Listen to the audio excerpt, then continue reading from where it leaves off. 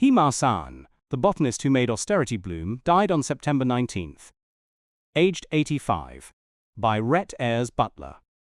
In a crumbling, four-storey wada in Pune's old quarter, where temple bells compete with motorbike horns and hawkers press against the walls, an upstairs room stayed stubbornly off the grid.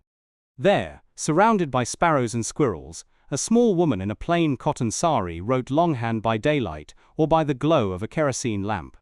This was Hema Sane, a botanist who turned her life into an experiment in ecological consistency. She died in Pune on September 19, aged 85. For more than 6 decades, Dr. Sane taught botany at Abasaheb Garware College, guiding generations of students from lecture halls into muddy fields.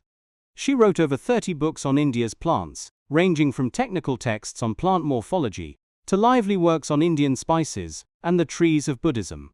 She delighted in reminding her classes that Emperor Ashoka's edicts on protecting flora predated modern environmental law by 2 millennia.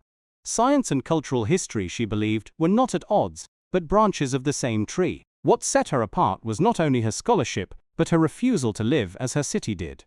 Born in 1940, she had studied by kerosene lamp and never saw a reason to change. In boudoir Peth, she occupied a single room in her family's decaying house without a power connection, rejecting refrigerators, televisions, and fans. Food and shelter are basic needs. Electricity came later, she liked to say. Her only concession to modernity was a small phone, given to her by a former student and charged with a solar battery.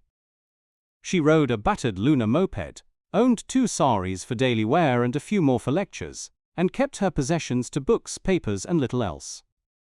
"My wicked lifestyle is dear to me," she would answer those who called her eccentric. Animals filled the spaces books did not. Dogs, cats, birds, and the occasional mongoose roamed her courtyard. She called herself their caretaker and insisted the property was theirs, not hers. Visitors found her humorous and brisk, explaining greenhouse gases with myths or using Buddhist parables to frame sustainability. She told her students that botany could not be learned from a blackboard, but by getting one's feet muddy. Many still cite her as the reason they entered conservation work. She claimed she had no lesson to give, echoing the Buddha's injunction to find your own path. Yet her example offered one nonetheless, that living gently on the earth is possible, and even joyful in the heart of a modern metropolis. In the overgrown courtyard she left behind, the trees she tended still rise above the roofs, and the birds still return each morning. A reminder that small acts of care can outlast the person who makes them.